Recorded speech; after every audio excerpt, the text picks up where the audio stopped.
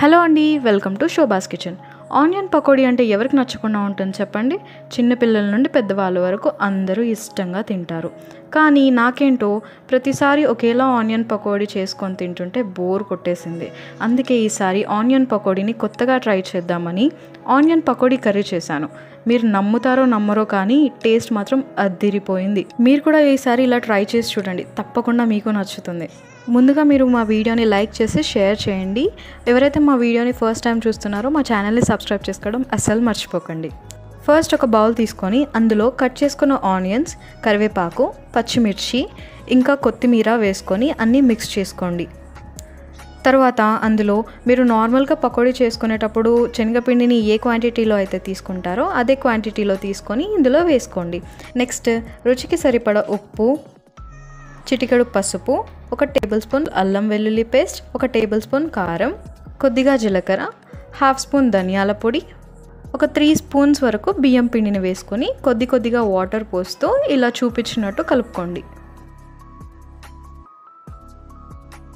తర్వాత stove on చేసుకొని కడాయిలో డీప్ ఫ్రైకి సరిపడా ఆయిల్ని వేడి చేసుకొని అందులో ఈ మిశ్రమాన్ని పకోడీలాగా వేసుకోవాలి.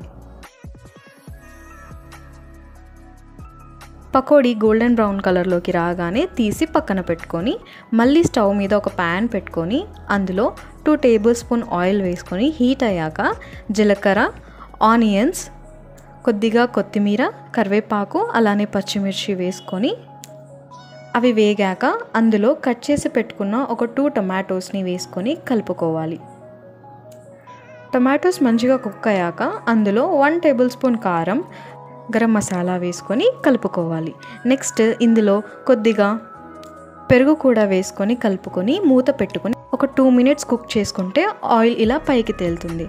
ఆ తర్వాత అందులో మనం ముందుగా చేసి పెట్టుకున్న పకోడీని దాంతోపాటు కొద్దిగా కొత్తిమీరను కూడా వేసుకొని మళ్ళీ 2 to 4 మినిట్స్ మూత పెట్టుకొని కుక్ చేసుకుంటే ఆ కర్రీ మొత్తం పకోడీకి పట్టుకుంటుంది.